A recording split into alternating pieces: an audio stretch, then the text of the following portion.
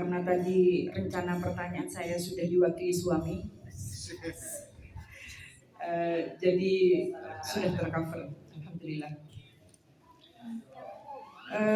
Yang ingin saya tanyakan mungkin langsung saja. Saya ini banyak anak, Kiai, dan setiap anak itu tidak sama, artinya ya sifatnya, wataknya, kecerdasannya dalam tanda kutip ya.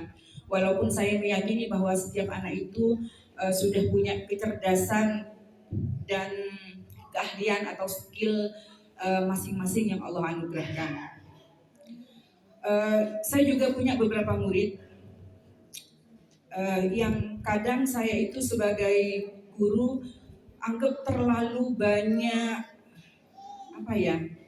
terlalu banyak hal idealis yang saya inginkan terhadap murid. Tetapi karena memang saya hanya guru biasa, jadi saya tidak begitu akhirnya saya kadang mematahkan idealisme saya sendiri kalau kepada murid. Tetapi untuk anak, memang saya ini anggaplah punya keinginan yang banyak, ya sama mungkin seperti ibu-ibu yang lain atau orang tua yang lain yang punya banyak keinginan planning tertentu yang kadang tidak sesuai, begitu ya, dengan harapan kan memang kadang tidak sesuai dengan kenyataan. Pertanyaan saya, kira-kira kiat untuk anak, apakah itu ada perbedaan dengan cara kita kepada murid? Mungkin khusus kepada anak, apakah ada riadoh atau seperti tadi suami saya bilang yang khusus begitu untuk anak, khusus untuk anak sendiri? Karena saya yang seorang ibu ini pasti akan merasa merasa bersalah, atau kadang mungkin memang dianggap salah begitu sebagai orang tua atau sebagai ibu. Mungkin itu saja, Kiai. Jadi mohon saya ini diberi banyak tips gitu ya, karena alhamdulillah malam ini kami semua yang datang ini memang dari sebelum berangkat kita itu memang sudah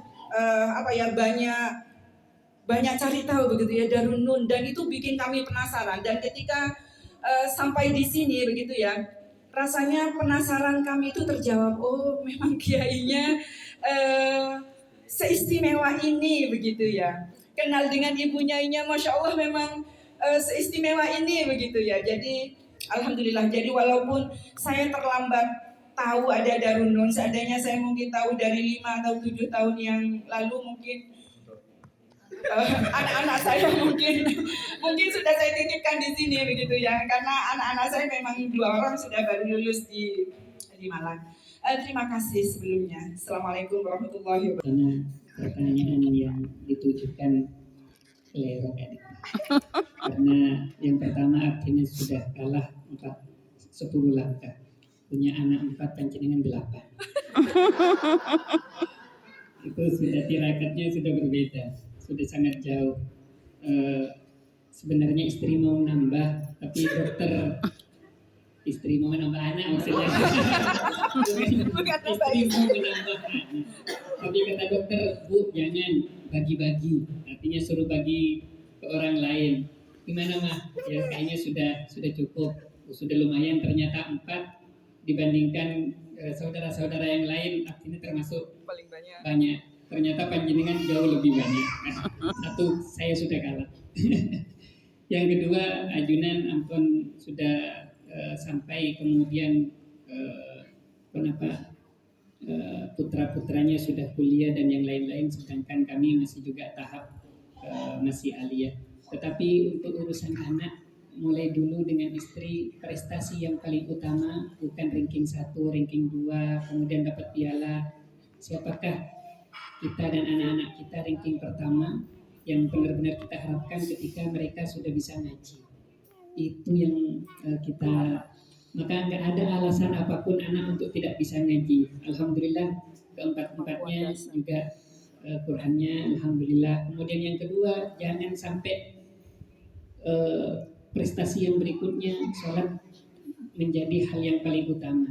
Maka sampai yang umur berapa tahun kita bawa ke jamaah masjid, kadang bangun nangis tetap kita gendong. Untuk apa? Mengajari anak dari sejak dini, karena ingat Imam Syafi'i ternyata sama ibundanya ketika beliau lahir di Gaza, di Palestina, sama bundanya yang sudah ditinggal oleh abahnya Imam Syafi'i, sama beliau ibundanya dibawa ke Al-Quds untuk sholat tahajud, sholat jamaah, digendong itu masih umur sekitar 2 tahun.